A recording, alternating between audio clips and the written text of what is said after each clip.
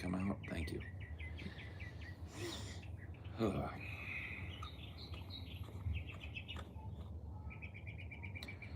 We get down, I got murder on my mind.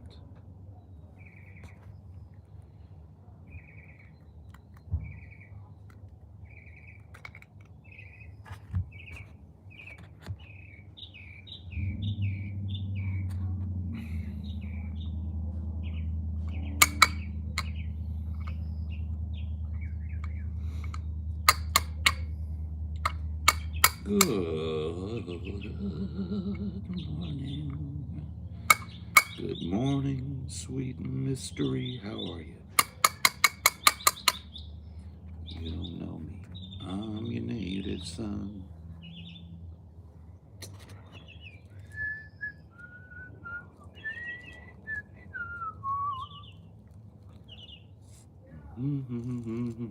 Till the daylight's done. I don't know enough of that song.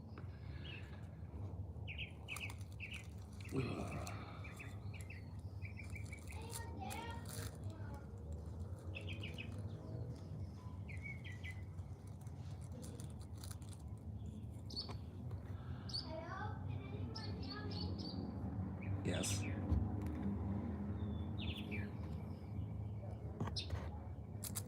Click, click.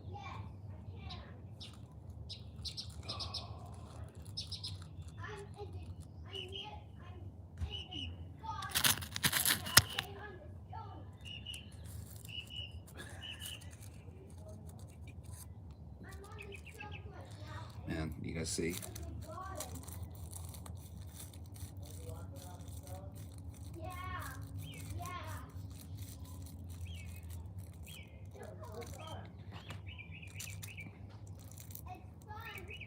Yeah, you guys see the chemtrail?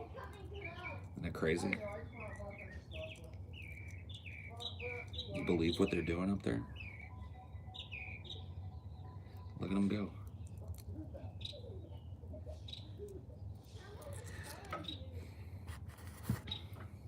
Look at it go.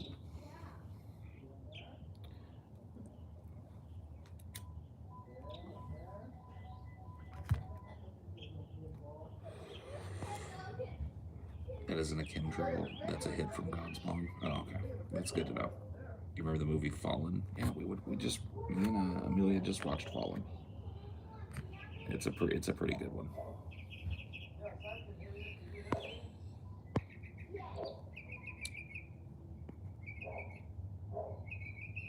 Good day, Paul. A good day to you. And a good day to you, sir. Whew. Oh, boy. What is your best or worst British accent? I really like Scouse. I love Scouse accents. I can't do one, but I think that's one of the reasons why I like them so much. They're odd.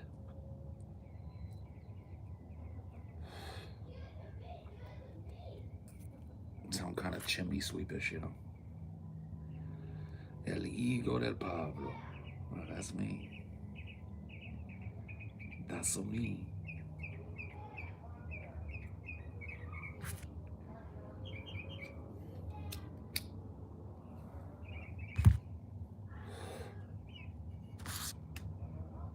Sip my coffee. I got my cappuccino.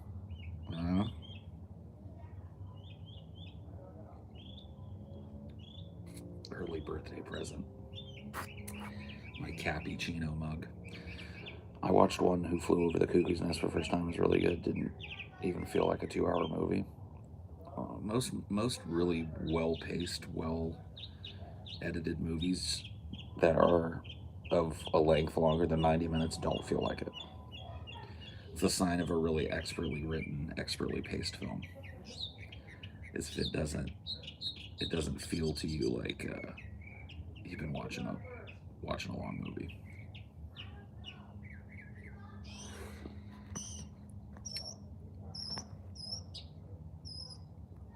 Good morning.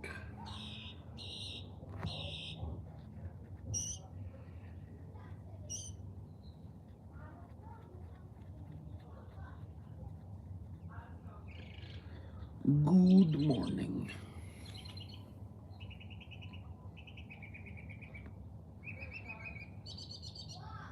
12 Angry Men is pretty great for enclosed set and acting. It's called a chamber film. Like a set that is very small and consists of basically like one room. Another famous chamber film is Rope. If you've never seen Rope by Hitchcock, that's a fantastic movie and like a masterclass on how to create a seamless chamber film. It takes place in one zone, one little couple little rooms of a house, and the camera moves fluidly between them. There's actually a pretty cool article talking about how Hitchcock filmed that, because at the time it was considered to be a really unique perspective.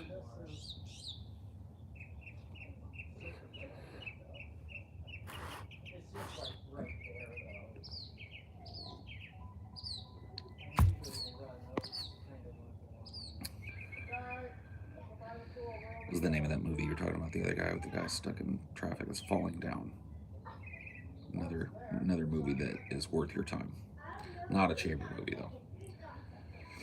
We're talking about chamber films. You're looking for movies that take place all in one area or very limited trips outside of an area. So, an example of a chamber film, like a recent one, would be The Hateful Eight.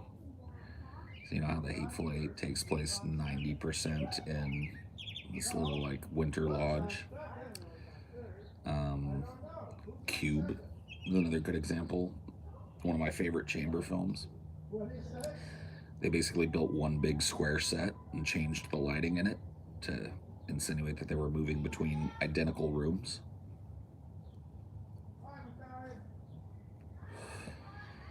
Saw is half a chamber movie. I mean, yeah, you can split up chamber films. You can have like, you know, part of the plot going on in a chamber environment and the rest of the plot going on out in the world. That's pretty common. But it's not really a true chamber movie if half of it takes place outside of one of the main locations.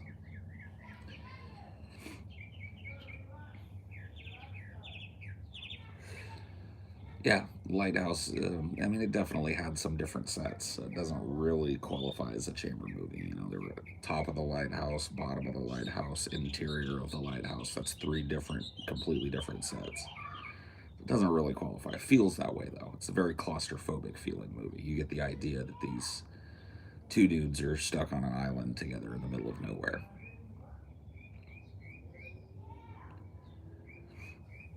Can't watch Q. Grew up in and out of the hospital. I don't know why that would bother you. Also, Joker equals falling down, told from a different angle.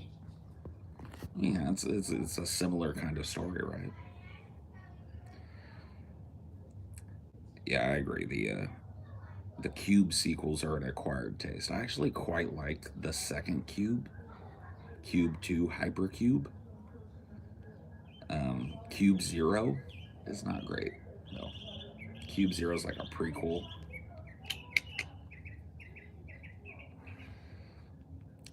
Doesn't quite make it, but I think the second Cube is okay. Hypercube.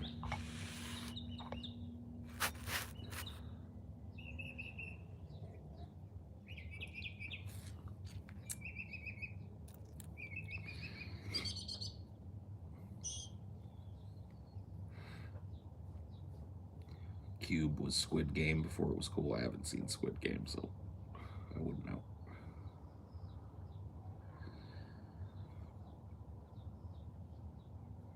That makes me want to see it less. Knowing that it's like Cube makes me want to see it less. Hypercube had an interesting evolution, but wasn't expansive enough. Didn't really do much with the concept. Um, yeah, I think that the reason I like Hypercube is not necessarily because it pushed the envelope for the series, but because it provided an interesting group of characters like the first one did. They managed to throw a group of characters into the cube for the second one that felt very different from the first ones while still emulating some of that. It's a well designed movie. There's some thought behind it.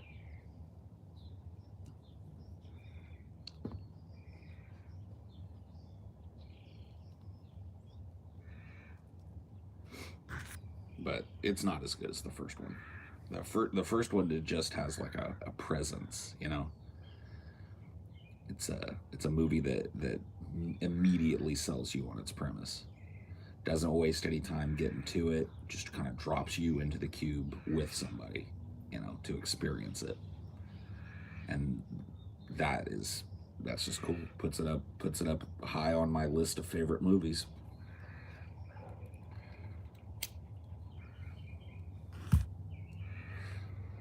It was a little bit cheesy. There was a little bit of like overacting in it, but when you kind of realize that Cube was like a passion project funded by the Canadian government, you know, guys took out like a grant or something to make the film and got Miramax or something to put it out for them, and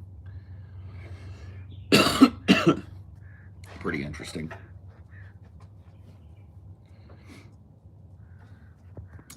I want a really good Trapped in a Maze movie. Cube is close, but I think there's a real maze movie lack currently. There's actually one that we watched recently, and I'm gonna have to fucking remember the name of it. It's a French movie. I think it's another French Canadian film, and it was very clearly inspired by Cube. What was it called? Oh, I can't remember. It's basically like a woman gets kidnapped and placed into this really grimy, weird maze where there's traps and stuff. I'm trying to remember the name of it. It's actually pretty good. It was not as good as Cube, but it was definitely in that vein. You could tell it was very heavily inspired by Cube. God, what was that movie called? It was like half in French and half in English. Like Franglish. Oh, man. Can't remember the name of it. Trapped or something. I don't think that's it. It was good though. I enjoyed it. I don't know if I'm gonna be able to hang, dude.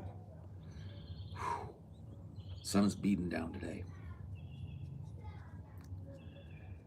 Beaten.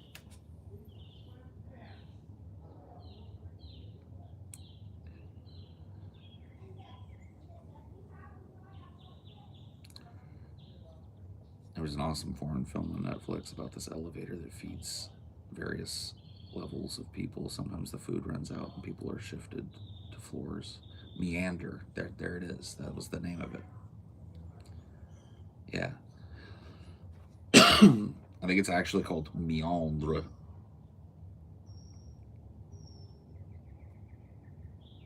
But yeah, Meander. That's the name of the movie. It was good. You Googled it? Well, thanks. I don't care. The heat of the dissipating chemtrail. I know, dude. I'm getting a big dose. You saw that chemtrail that was over my shoulder. I'm dosed up now. They got me.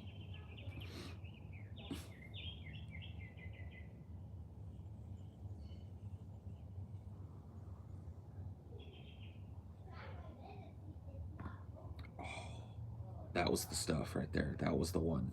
I don't know if you guys heard that. I gotta take a little pause. Did you hear that? Whoa, okay.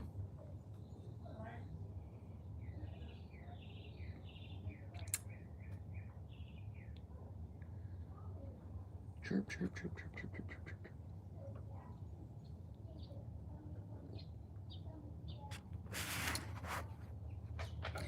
chirp. I saw this house the other day, and I was just dreaming, man.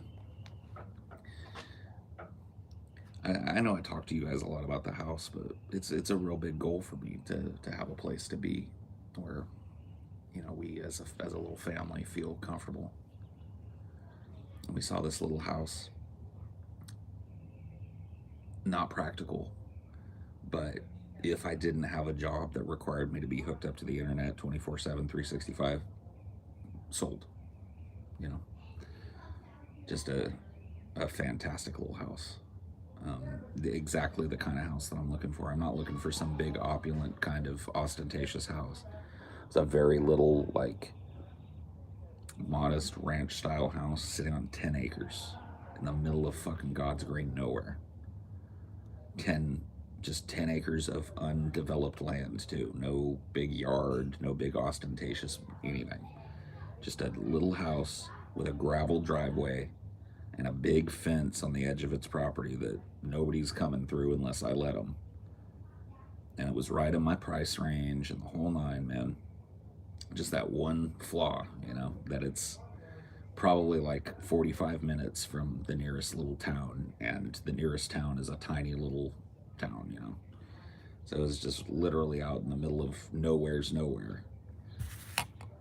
But man, if we could just bridge that gap technologically of relying on stayed cables in the ground, get some Starlink up, that would be the type of place for me. The major adjustment, I guess, would be living so far from town. You would have to really plan out your trips in. Go in once every couple of months and just buy a bunch of bulk supplies and take them up. But well,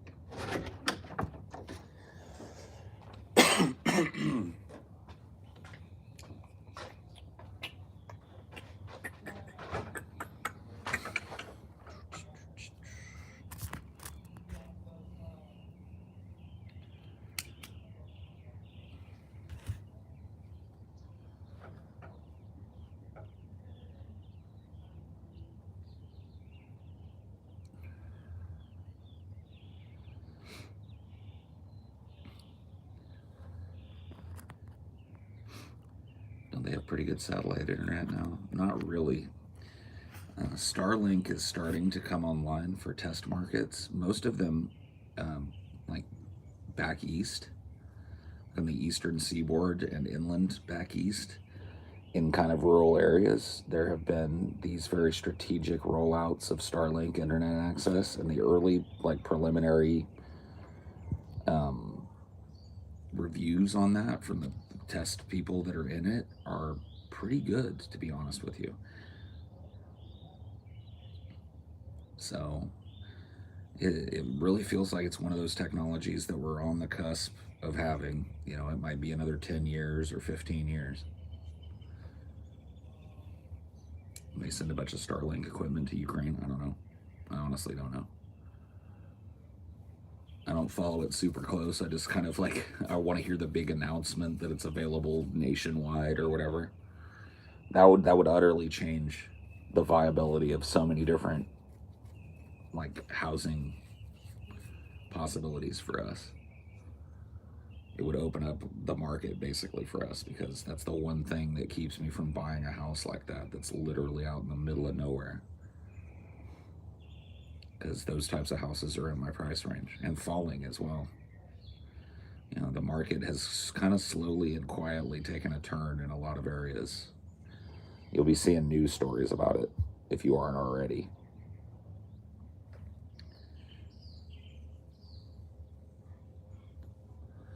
And these super rural properties are going to be the ones that fall the fastest and the earliest, and you're starting to see it already.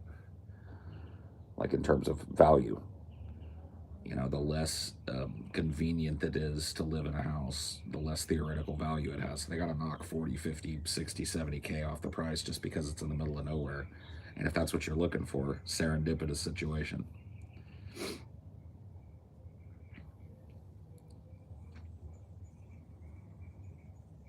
War is coming. War is here.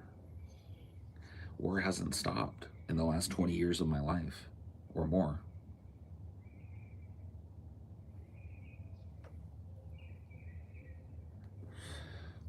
We're just very fortunate, those of us that are Americans, to live in the country that exports it and not anywhere else.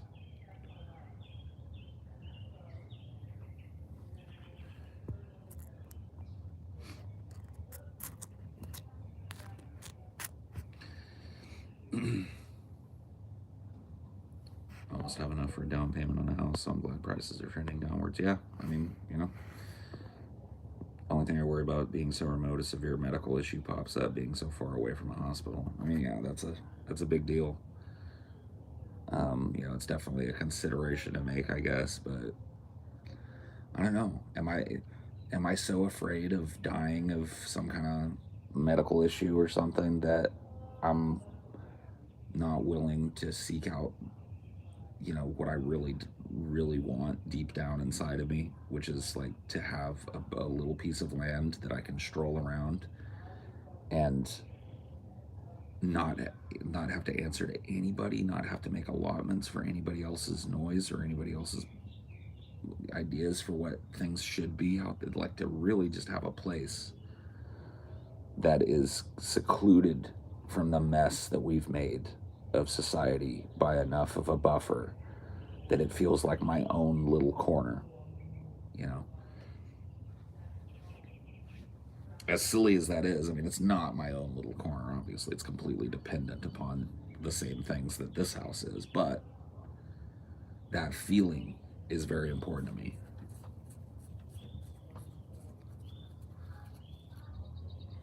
Like, the last place that I stayed at was in a relatively, busy neighborhood, but it was a rural neighborhood where every lot was quite a bit of land, and so I had a good amount, more than arm's length distance from any kind of neighbor. And the feeling of tranquility that came with that was absolutely unmatched for me. I didn't like the house. I really didn't like the area the house was in. But that just feeling of instant calm walking outside, at like 10 p.m., that cool night air hits you in the face, and just kind of looking out over the moonlit kind of hill that led down to those big trees, and knowing that, like, within the boundaries of my sight, there was no other human being. Just, and even out there, you guys used to hear that people would party and stuff. It just sounded really cool because it was rolling in over the hills. And I'd rather not have that. So it wasn't ideal, but it just gave me a little taste of that kind of thing.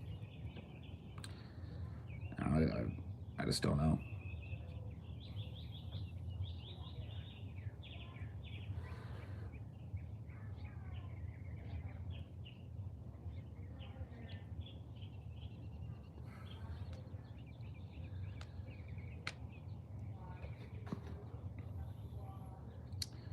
The rural market is way down, can snatch up some good homes cheap. Yeah, or another thing that we're looking at, Tommy, is looking at just getting land.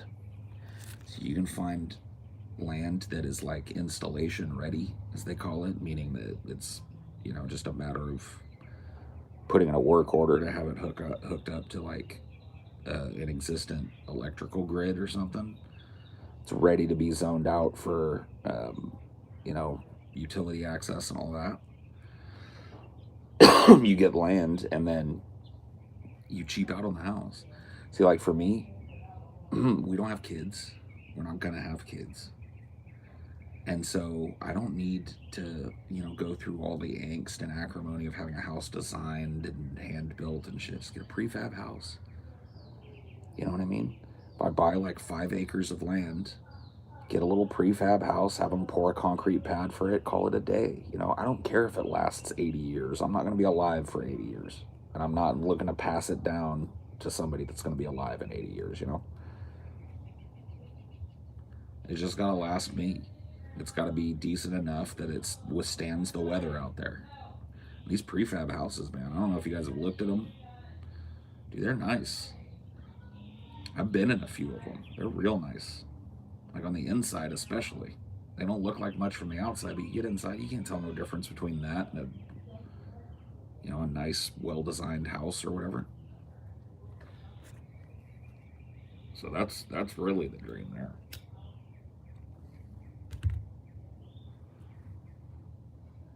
Yep. Find a little chunk of land, get it cheap, get a cheap but functional little prefab. set it up out there, call it a day, man. You're talking about like half price in comparison with buying something like that in an established neighborhood close to a town. It's pretty hard to ignore that, man.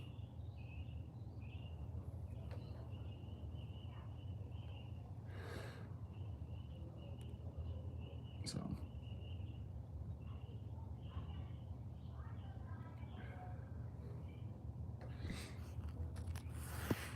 the sad thing is the world is becoming Americanized. There's no becoming about it. The world is America now. You want proof of that? Just go find a map that shows you every McDonald's location. You know, there's no, oh, the world is becoming more American. No, no. It's planet America right now.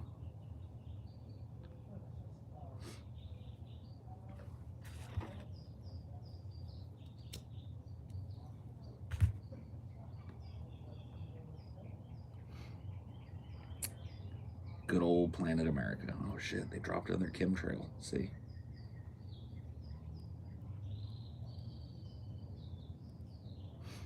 I have a McDonald's within walking distance. A McDoland. I love it, dude. A McDoland. Yeah, yeah, yeah.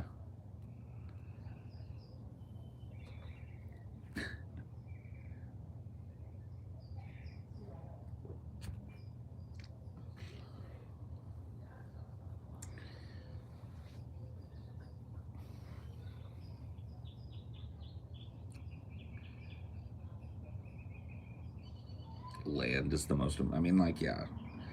Like, if you're really interested in buying something that is an appreciable asset, land is one of the best things that you can buy.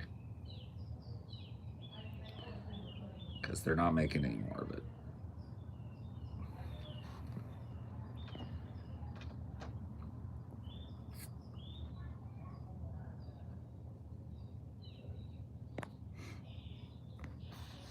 Yeah.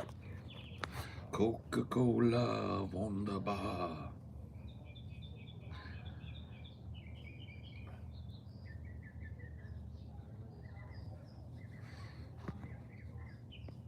The suburbs are the worst of both worlds. Too close to people, yet too far to walk anywhere worth going to.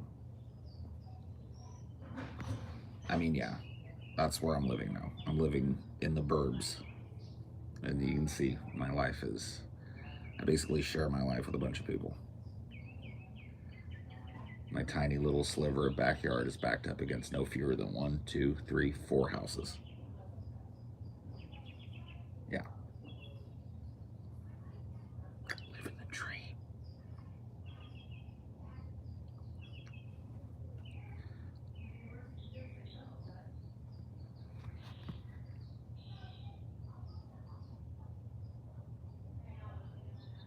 Were you looking for land west, central, or eastern regions? Yes, yes, and yes.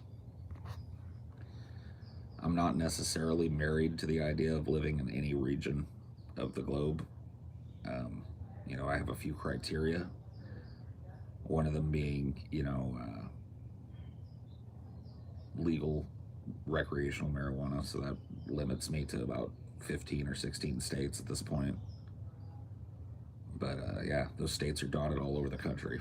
The only region in the world that I absolutely would never even think about purchasing in, even though there's probably some really good deals, is the South. There's just absolutely no way I would ever move back to the South. I'd be hesitant to even ever visit the South again, to be honest with you. So excluding that, pretty much everything's on the table, every region at least.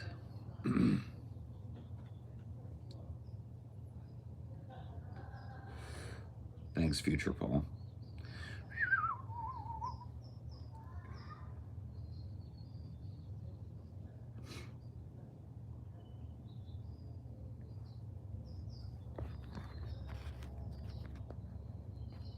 Apartment life is the worst. People can hear you chatting in your living room. I don't know, it depends on the apartment, man. I've lived in apartments where I felt more secluded than I feel here. So it really depends on the apartment. But yes, your world kind of collapses into a smaller thing when you live in an apartment. But I definitely feel like I've got less activity around me in a typical apartment.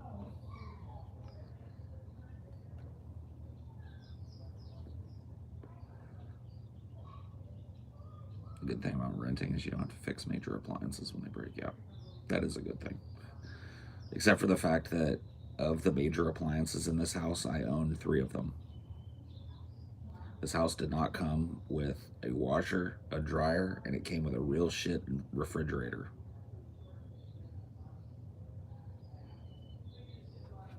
That I replaced with mine. On Monday, Congress is voting on whether to make pot legal in all 50 states or not. Are they really? I have not heard about that. That would be interesting.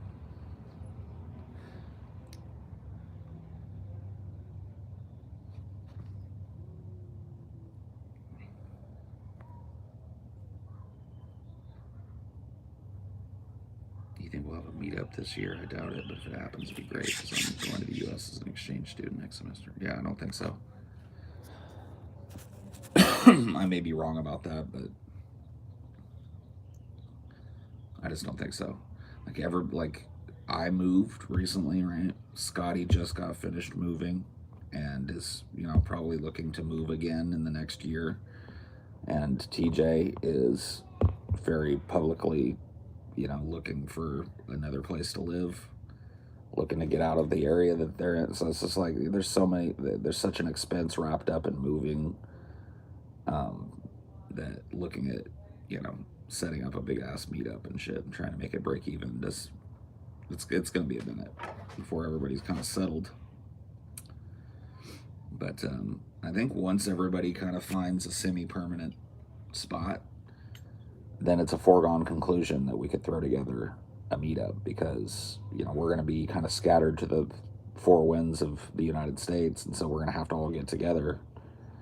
And when we do, if we choose a spot that people want to come to.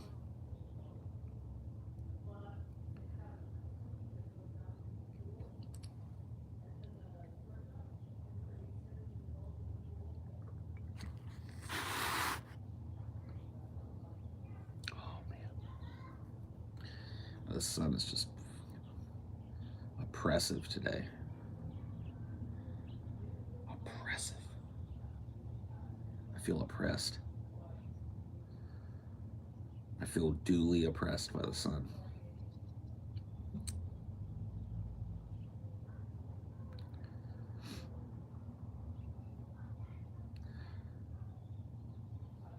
I need to try a different strain of weed too. This weed puts my teeth on edge a little bit. It makes me a little on the nervy side. I've noticed it the last few days. It's not like horrible, but it's a strain that I don't think agrees with me 100%.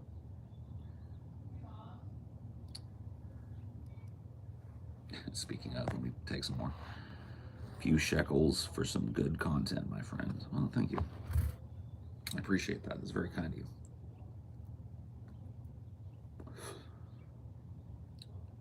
So what are we talking about, folks?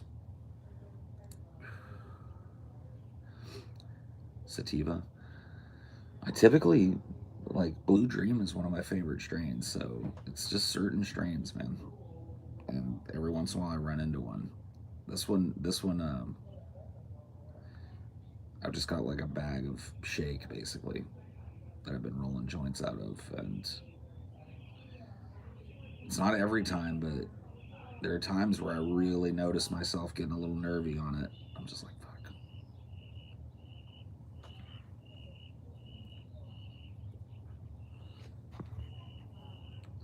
You ever switch back and forth between bongs and J's when you were young? Yeah. Yeah. I was a stoner.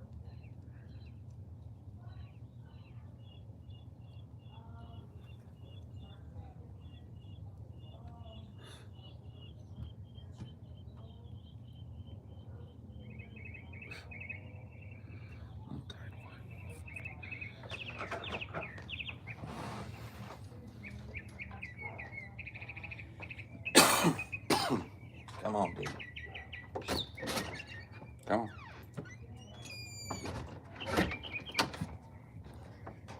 There you go. Are you happy? You're out.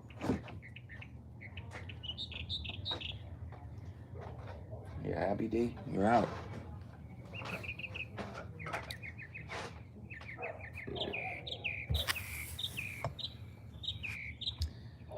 So what are we talking about, ladies and gents? Ladies and gents, folks of all ages. What's on your minds today? Heard of all the pot shop robberies going on all over Washington? I have not. But it's not real shocking to me. I mean, it's like a big tourist destination. People come in and pay for cash because they don't want to leave a paper trail. So they pay cash at these places. So, you know, any place that like conglomerates a lot of cash and is, you know, medium low security is going to be a robbery target, you know. Most of the places that keep large amounts of cash like that are locked down to the point of absurdity, like banks. But, you know, a little mom and pop weed shop or something, you know they're going to have a fat stack of cash in the back. And not only that, but you can steal a bunch of weed too, you know.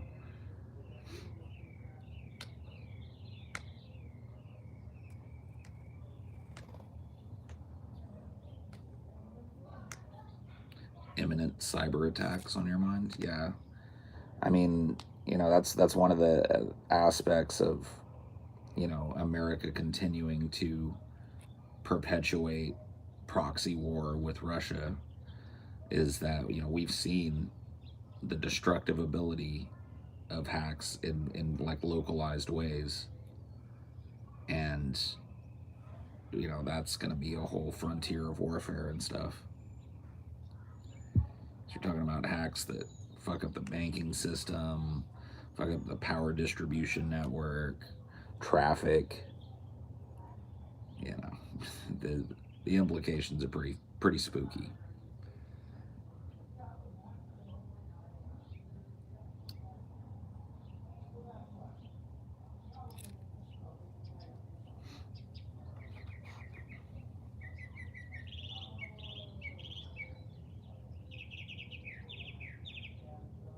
No, I have not. It typically, just so you know, have you seen, have you watched questions? Not always, but I'd say about 95% of the time, they don't lead very far. I understand like the impetus and desire to have like, do you watch this thing that I like? But the answer, especially when it comes to me, is so often just no, that it doesn't make a very good topic to spin off from. It may feel personally good to have me go like, no, haven't seen it or whatever, but like it really is a speed bump.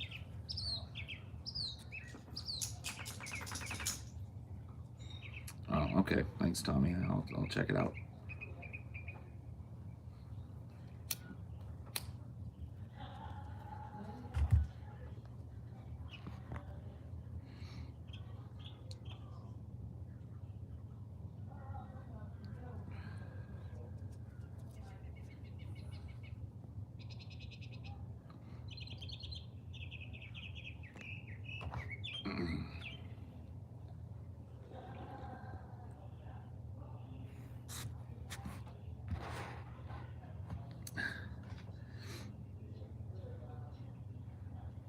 Yeah, I mean, I'm about a quarter of the way through the second book in the Three Body Problem series, so I'm really enjoying it.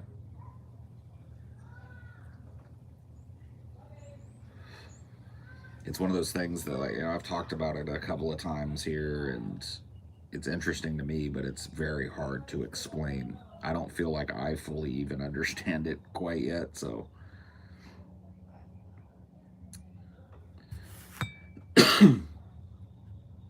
I guess the thing that I like the most about it is that it's like, for me, a new genre of horror.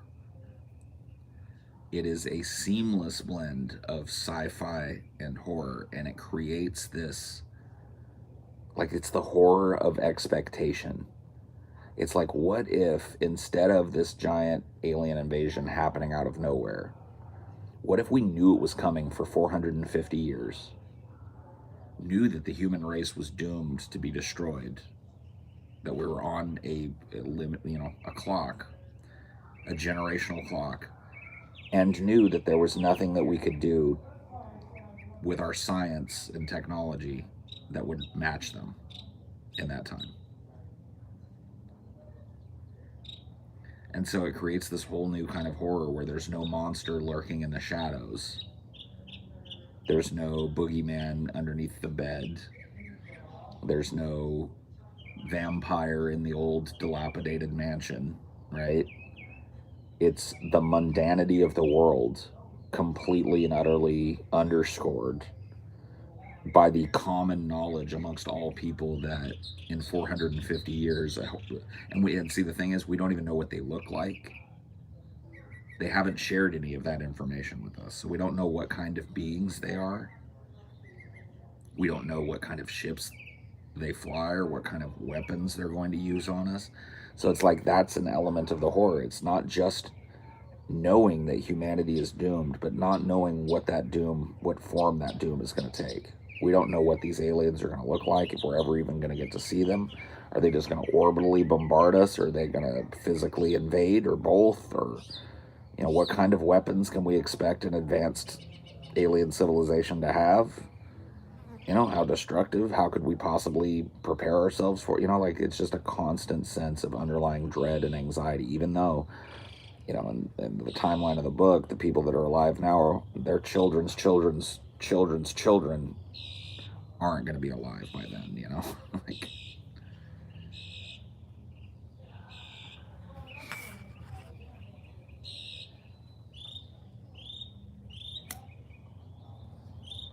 how do you know they're going to be bad in the first place? Well, in this book, the Chinese version of SETI, like a real shadowy secret government program, finds out that you can amplify radio waves by blasting them at the sun.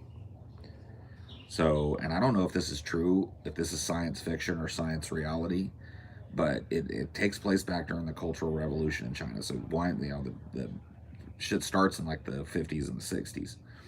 And it's like the idea is that if you use one of these big broadcasting receiver type of setups like SETI uses in various areas, but you point the transmitter right at the sun, as long as you get the angle right, depending on what area you want to reflect that message, the sun's composition magnifies those radio waves and broadcasts them much farther than you could ever broadcast them just trying to fire them out on Earth.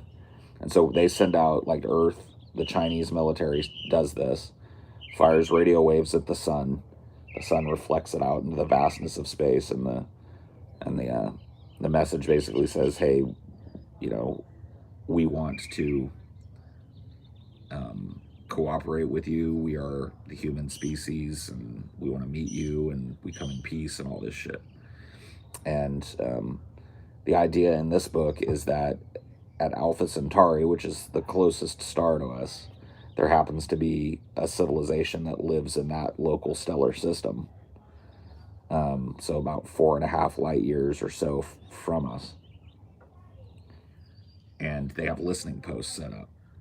But they're not looking for cooperation. They're looking for a planet that supports life to invade, because the planet that they live on is dying, basically. It's not just like environmental disaster either. It's the fact that their planet exists in a chaotic system of 3 stars that have a chaotic and unpredictable orbit around each other, and the planet is kind of slingshotted in a completely mathematically unpredictable way. And so there are long periods of inhabitability, like the whole planet of Trisolaris being uninhabitable for them. So they have to hibernate for generations until a stable era comes along. So they're looking for a planet like this that has a stable elliptical orbit around its star, no chaos. And so they found it. And the person that was manning the big alien radio station, this is actually kind of a cool point in the book. So if you're looking forward to reading it, maybe go do something else for 5 minutes. But there's a point where this listening station, this Chinese SETI listening station, receives a message from Trisolaris, receives a message from space that's written in self-decoding machine language so that their computers can translate it. And it says, the message, like, tell me how ominous this is, right? So there's only one person is sitting at the listening post, and it happens to be one of the main characters in the book, who's been very abused by the system and has seen humanity as a destructive force. She's been caught up in the Cultural Revolution and taken away from the thing that she wanted to do. She wanted to be an astrophysicist, but she ended up being just kind of like a laborer. And then she watched, the Chinese people cutting down their own forests and destroying their whole. She just like has a lot of not misanthropy. Yeah, she's a misanthropy. She doesn't like humans. She thinks humans are done. And so the message comes through, and she's the only one sitting there. And the message says, do not reply. And then it goes on to say, I'm a pacifist on my world. My people are looking for a planet like yours to invade. They will come for you if you answer this message. As of right now, we cannot pinpoint your location based on one broadcast. But if you reply, your civilization is doomed. And then at the bottom, do not reply. Can you imagine, dude? You're just like, oh shit.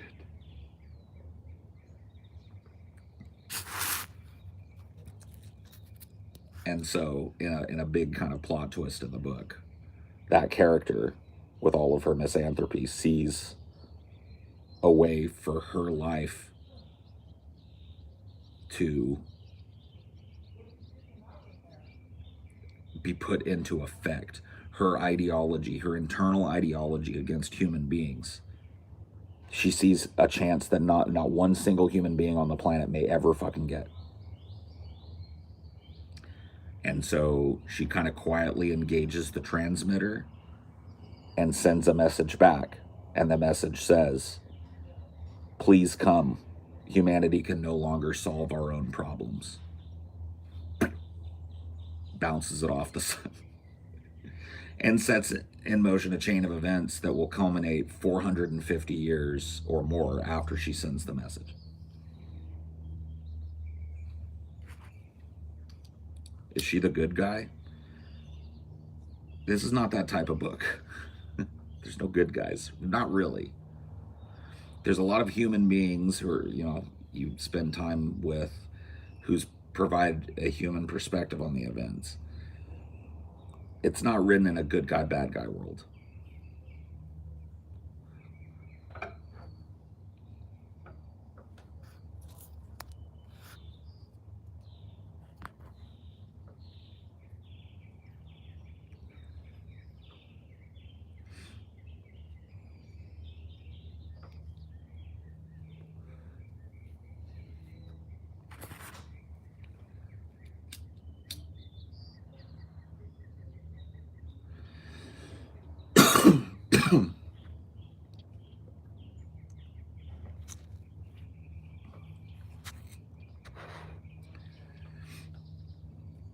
Well, this is definitely, if you like stories that have a very gray moral area, this is definitely that story. There's really nobody to root for in this. As the book goes on and as the series goes on, you get to start to see some of the limited perspective of Trisolarans. You actually get to meet a few characters of their species. They're never described to you, so you don't know what they look like. But you see that any idea that these aliens are going to come here and like learn to coexist with us is completely impossible.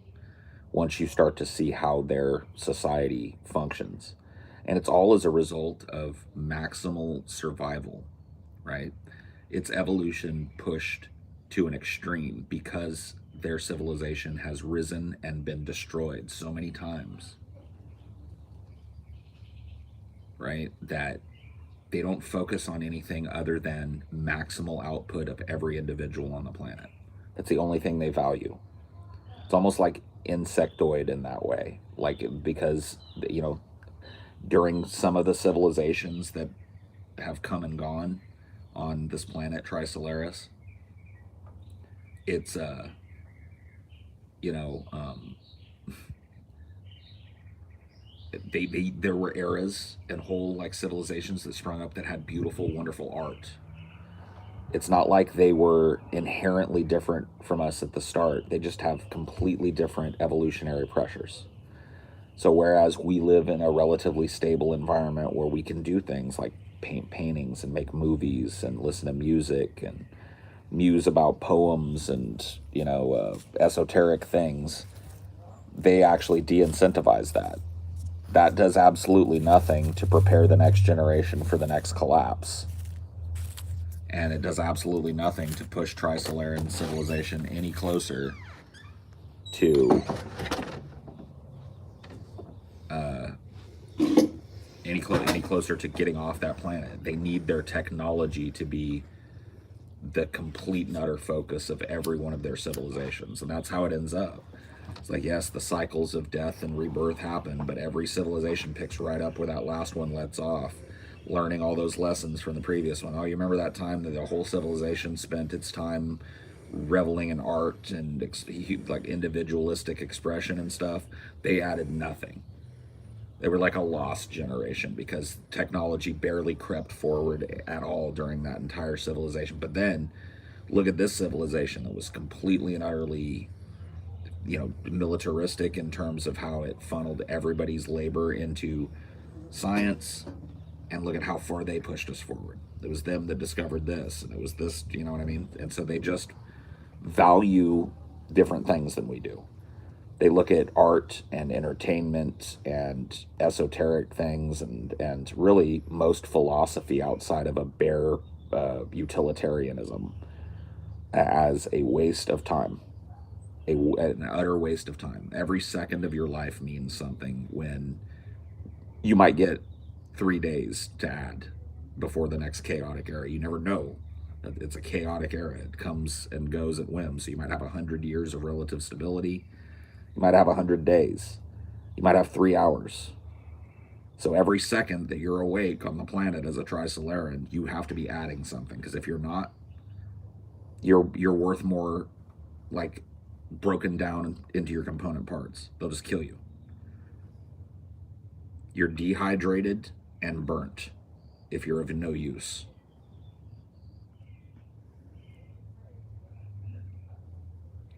And that's the civilization that's on its way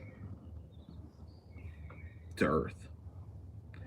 So you realize, especially after you start getting introduced to those characters that are alien, there's no hope of these people coming here and going like, all right, we'll live together with the humans. Maybe we can blend our societies and explore the stars together. You know.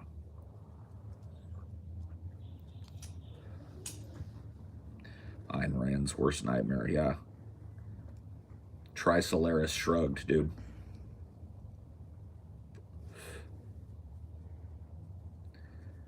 The ultimate collectivism. Like, okay, so there's a scene in the book where, you remember I told you that that message was sent that said, do not reply, I'm a pacifist on my world, I don't want to see. It turns out he's not a pacifist. So we get to meet the person, the Trisolaran, that sent that message in a later chapter. And it turns out he did it for an entirely ego-driven reason, because he felt a sense of misanthropy at the fact that his entire life was sitting and listening to the void, and that he would never have a positive effect on the world at all. And in fact, he would be forgotten. But if he betrayed his entire people and sent this warning message back to that planet, he will have possibly functionally saved an entire civilization. And it would mean that his life meant something beyond just the rote labor that it had been. So he really didn't even send it because he was a pacifist. He sent it because he was desperate in a totalitarian society that de-incentivizes individualism to the extreme, that his life would never be marked or remembered. And he knew that if he was a great traitor to his species, that in however many years his species had before they died out, he would be remembered forever. He'd be like Benedict Arnold or Adolf Hitler or whatever, an analog of that, right? He's the guy that warned the closest planet to us that we could possibly move to that would have saved our species. The greatest traitor in the history of the civilization. And he did it just before that. Yeah, this is The Three Body Problem by Liu, I don't know how to say the name, Cixcian is how I hear him say it, but I don't know how to say it. But yeah, it's a Chinese author whose work was translated into English and then into a bunch of other languages by his son. So.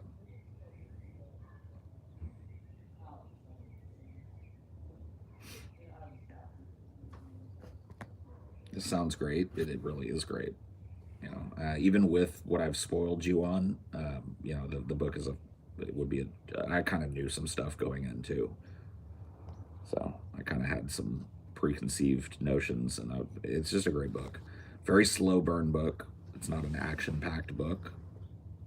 Like in terms of like explosions, there's some of that stuff, but it's like, you know, most of it is just people at different layers of society dealing with the knowledge that humanity is on an unstoppable clock.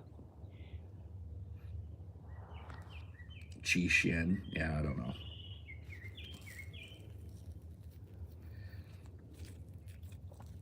Let me guess, it ends badly. I haven't read the whole thing yet, but I don't think it ends well. Do you think you should stop following the tanky crowd on Twitter? Russian propaganda has slipped into your political takes. Huh? What tankies do I follow on Twitter? Who's a tanky on Twitter? This is what I'm talking about, man. It's like stop following this person, stop listening to this perspective, don't follow this, and don't do that, dude. Who are you to decide who I listen to and who I don't? Why don't you shut up? Oh my God, nuance in a war. Don't you know war is just... It's black and white, man. It's a time for black and white thinking. Personally believe the author could write such a novel because he comes from a totalitarian country perspective. Yeah, I mean, there's definitely a lot of critique of like Chinese history and the Chinese government written into these books. So absolutely, that's one of the things I like about it, is that it's not written from a stereotypical American perspective. You know, this book I don't think would have half the impact it does if it wasn't centered around a culture that I know very little about. You know, it takes place in a completely different, you know, world superpower than the typical kind of stuff that I've read takes place in. So that alone adds a whole layer of intrigue for me. And the book is really good at giving you a kind of look at some of the political like the political situation in China during the Cultural Revolution. And it's fucking like super interesting.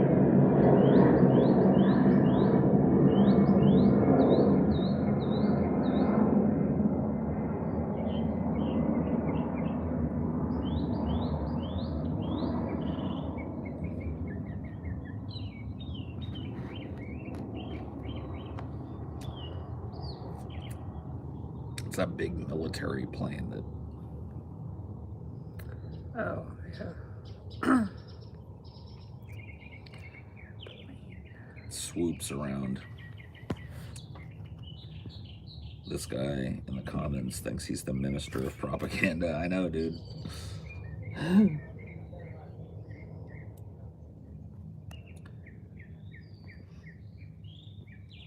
let's say as a human species, we did not use most of our resources. Do you think it's possible to do that forever and not have to go beyond our planet for them?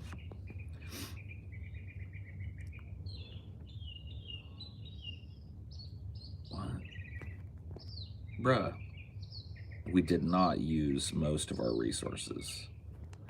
So you're saying like if we went back to the Stone Age and just like stayed at a Stone Age level, could we do that in perpetuity? Well, no. I mean, the sun is on a clock. It's like 4 billion years or something before the sun starts to expand and cooks this planet off. So we're on that clock at the very least. We're also overdue for a big meteor strike. We're overdue for a super volcanic eruption. Yeah. Like, humans definitely cause climate change, but the climate would probably change at some point to be inhospitable to humans. I mean, sure. Yeah, at some point. I mean, like I said, we're on the sun's clock, so there's a number of like distant future clocks that are definitely running pretty hard. There's some hard, like, could happen any second, any day kind of clocks running right now. With the meteors and the, just kind of stuff that happens. There's like a polar reversal or whatever that has happened in the past. That would be just, destroy us all. It's like the North Pole becomes the South Pole kind of thing. That could happen. Let alone the fact that we're like saber rattling a bunch of nuclear weapons at each other for the fucking 40th year and counting. Even longer than that, 60th year and counting of just intense fucking nuclear saber rattling. It's just like like I said, dude, I've said it to you guys before, and I know a lot of people like, Paul's so fucking depressing, Paul, doomer, blah, blah, blah. But dude, I really honestly feel like that this civilization has a death urge. Just look at our media, look at our infatuation with the end. Look at our utter disregard for the most dangerous things on the planet. We kind of just like blithely ignore climate collapse and nuclear armament, nuclear proliferation, and nuclear saber rattling between the two biggest nuclear powers on the planet. It just becomes rote. Becomes like a football game where, people don't realize that there's no win-lose at stake. We all lose. That's really ultimately what's at stake. Sometimes dead is better. I guess so.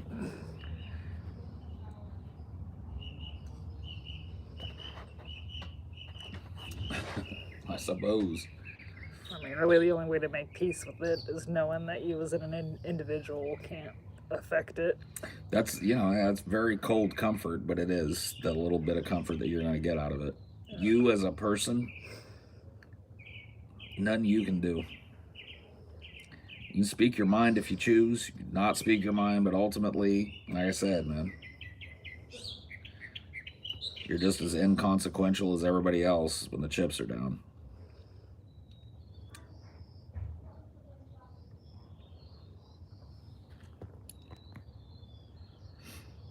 Our civilization is like a free climber that likes to head off of a skyscraper's ledge for fun.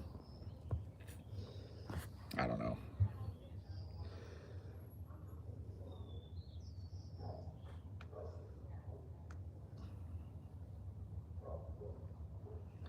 Any debates coming up? I don't do debates. So, no.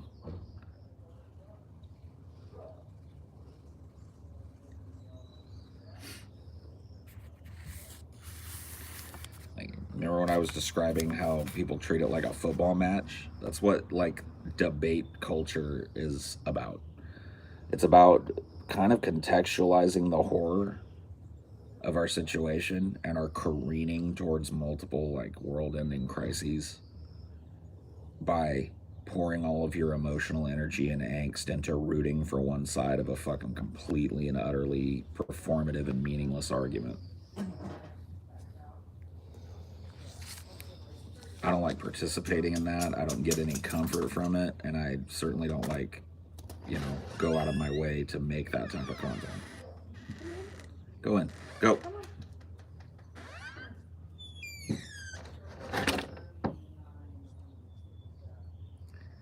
But that's what's out there for you.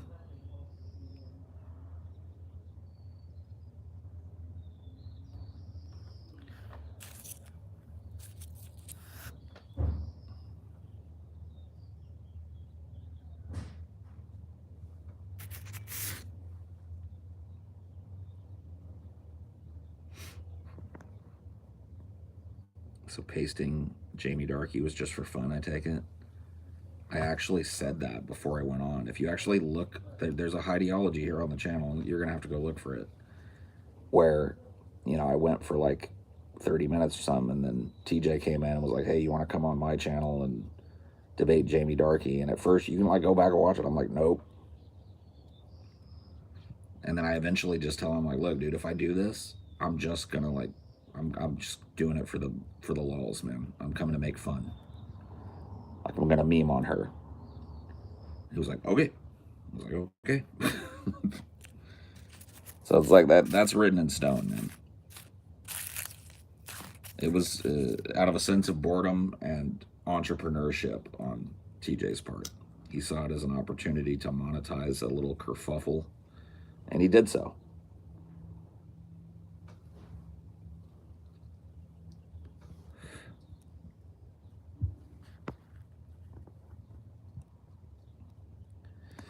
That's not to say that the positions that I took in that debate weren't real. They were.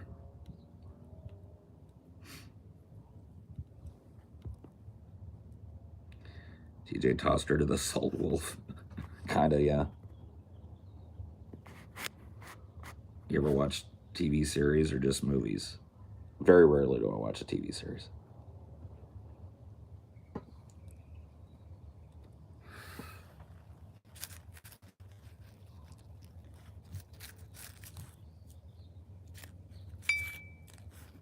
Why are you saying hello to me like fucking 25 minutes into a show? It's over an hour, dude.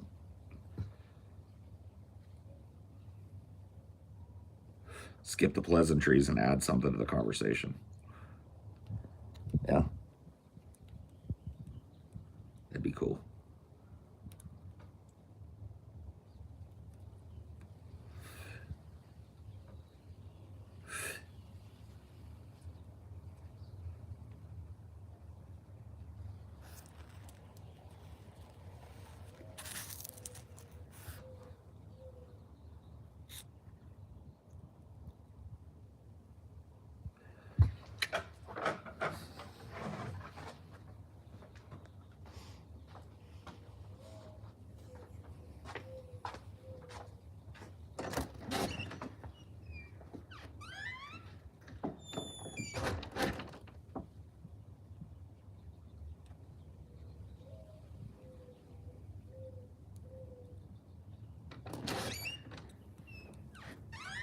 Steak.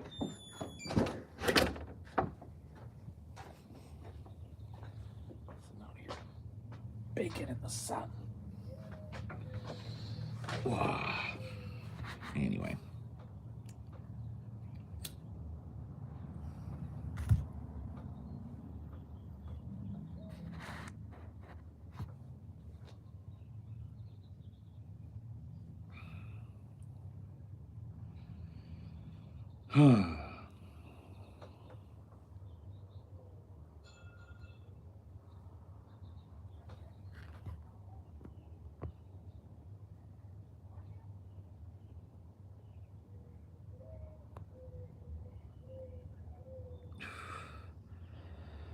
Did you just type gibberish, man? Did you just do a complete weird gibberish?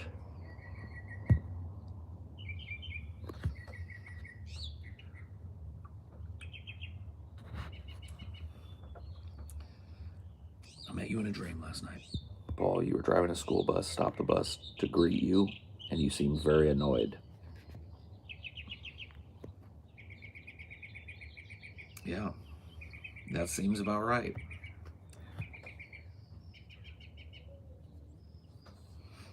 It's it's really weird because I had a dream that I was a school bus driver last night, and that some dude stopped the bus, no joke, to like wave at me, and then he like crossed the street in front of me, and I just gassed it. I splattered him all over the fucking concrete. The people on the bus didn't even notice. They're just like, oh, good. Well, Mr. Naughty Priest, thank you as always for your kind contributions.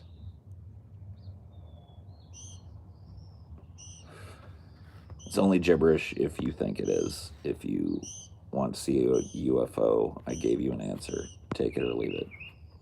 Huh? Shut up, dude.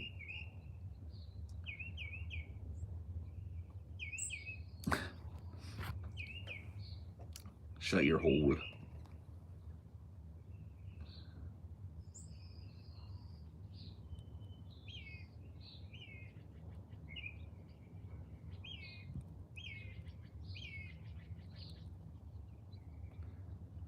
Shut your yapper.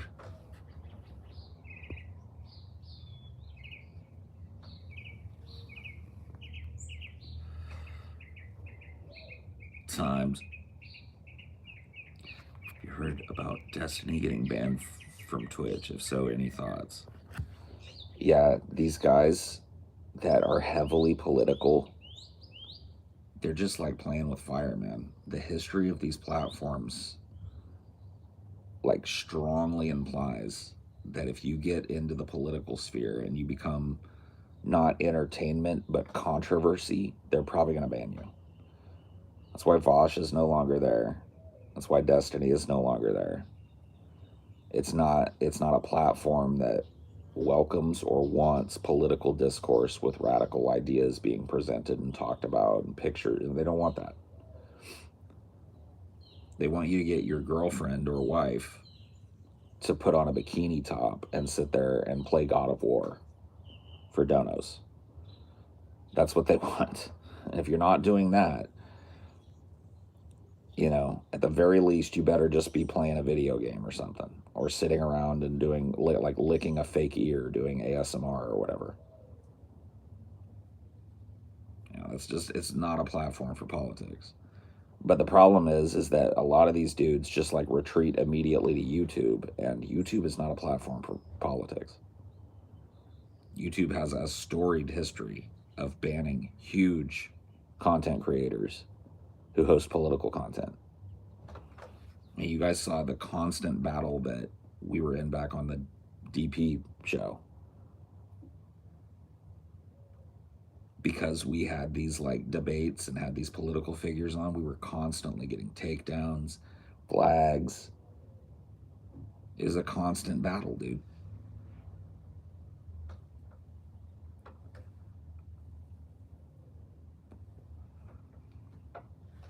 And for our efforts, that first wave of demonetization with the adpocalypse, it hit our channel first.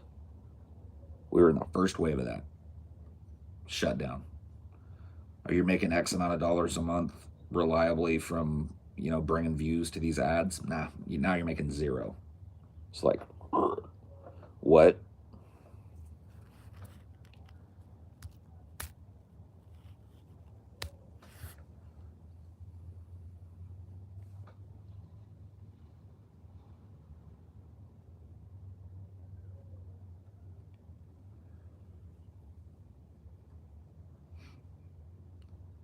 Was that moment scary as a business? I wasn't like, a lot of people think that I was sitting at like the director's table, or I didn't have a place in the business. And so I probably wasn't present at a lot of the conversations. So I can't really speak to that. But I know just as a performer on the show, it was pretty spooky. It's just like, oh. Because it was just like an implicit thing. A bunch of political channels got hit in that first wave, and it was just an implicit thing. Like, if you're stirring up controversy, we don't want you, because nobody wants to put ads on controversial people. And, you know, people just will not learn that. I feel almost kind of bad for people that are creating these political channels right now and thriving on controversy. It's just like they're flirting with their whole presentation base being taken out from under them. You know, like it really, you know, I'm not saying that we assiduously avoid talking politics, but it's something that we all made a decision not to base the whole channel around.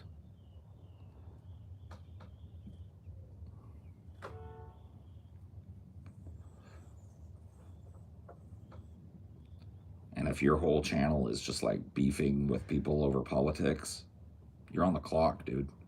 It's a matter of time before YouTube decides to nuke you or just demonetize your channel or cripple it.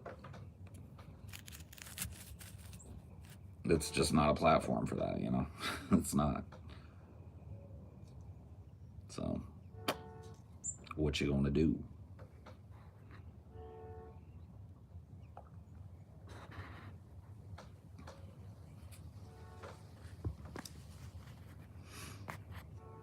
The Catan channels I follow are all too small to monetize, and I don't have the heart to tell them their dreams will never come true because they started 10 years too late. Yeah. You are not controversial, though. Huh? From what do you draw that assessment? I started my career as it is on YouTube being an atheist and doggedly making fun of Christian people on YouTube, which, as you can imagine, was kind of controversial. And then I next kind of pop up on the YouTube radar as part of, and I don't mean to like toot my own horn here, but part of the podcast that basically invented the current wave of YouTube political panel discussions. Like, Drunken Peasants invented that shit. We were the first channel to really codify that shit and get big. And now that's what everybody's doing. Everybody's doing a bastardized DP. I was on that show.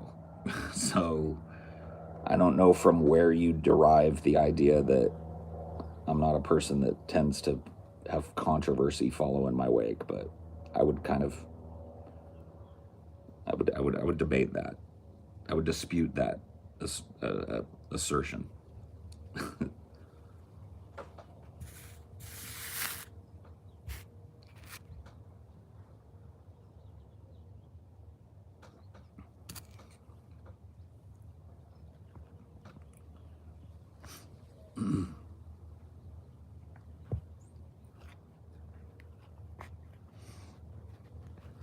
Honestly, you made the show before you were regular. I would skip the ones you weren't in. Well, whatever. I don't really think that's the truth.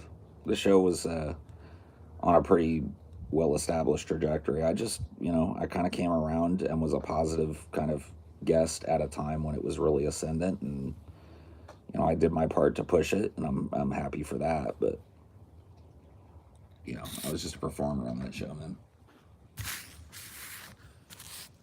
I was a contracted performer.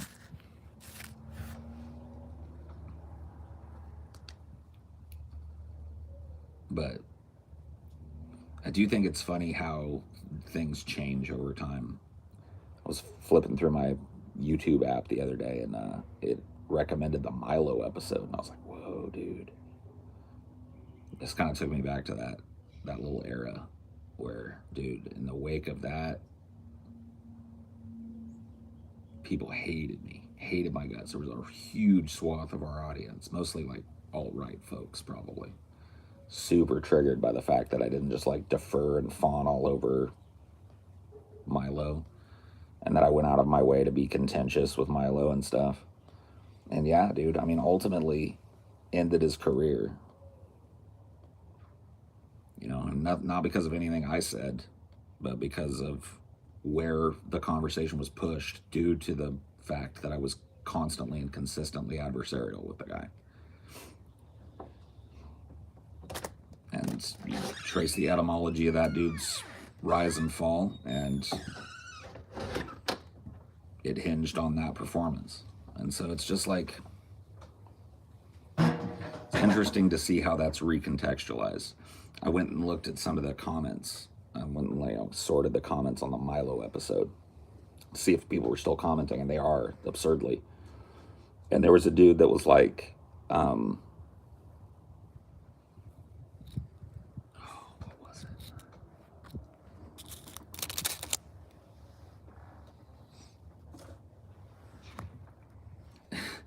Somebody was like, one of the more recent comments a couple months ago or something was like, Paul never really came back from this.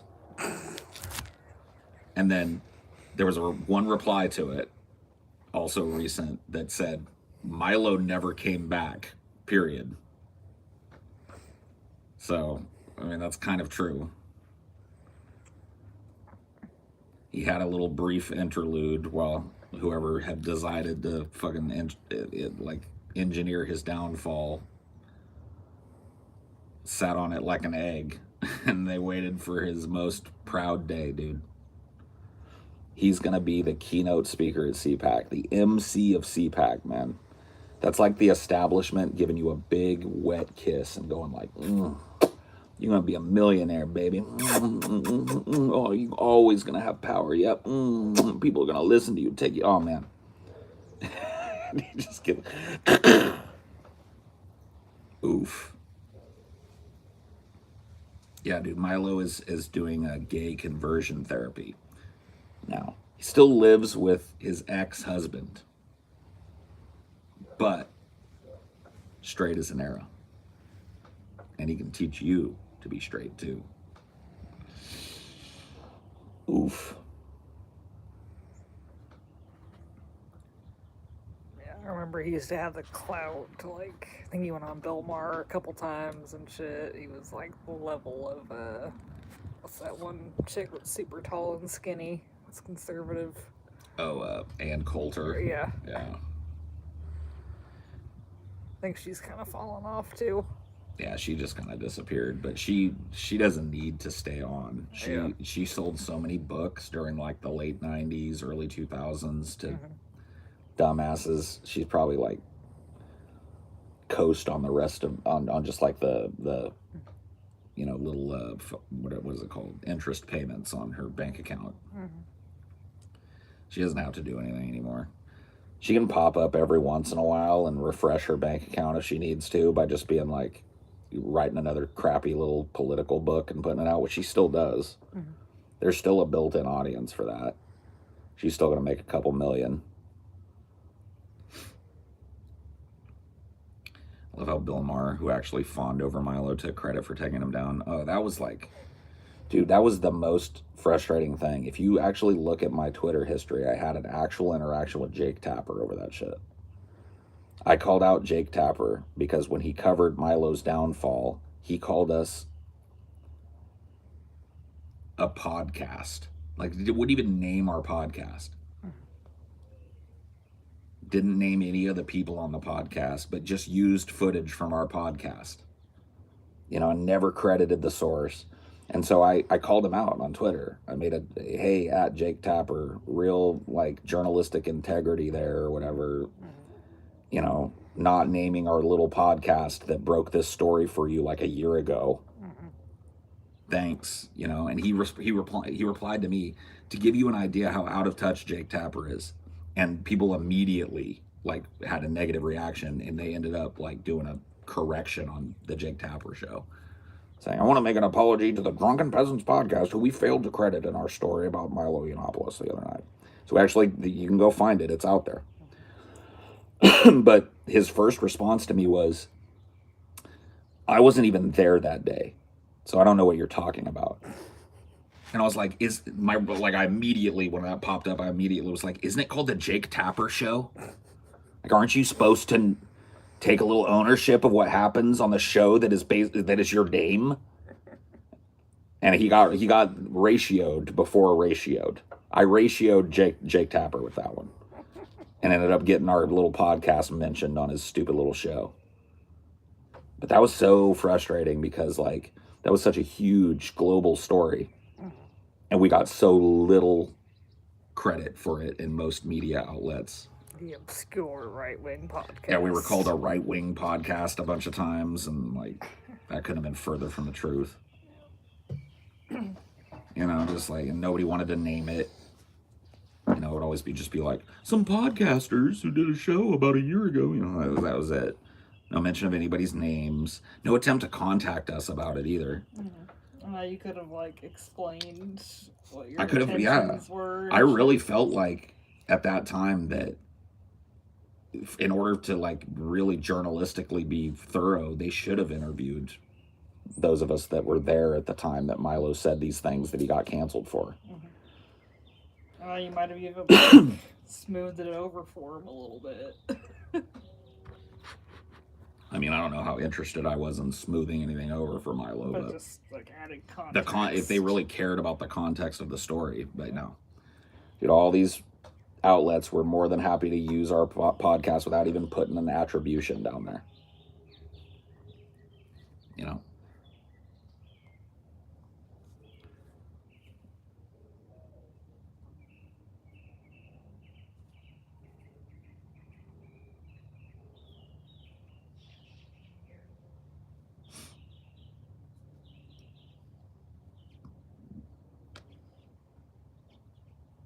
I'm still called right. I mean, me too, constantly. What's your favorite version of the potion seller? That old meme? I don't know, bro.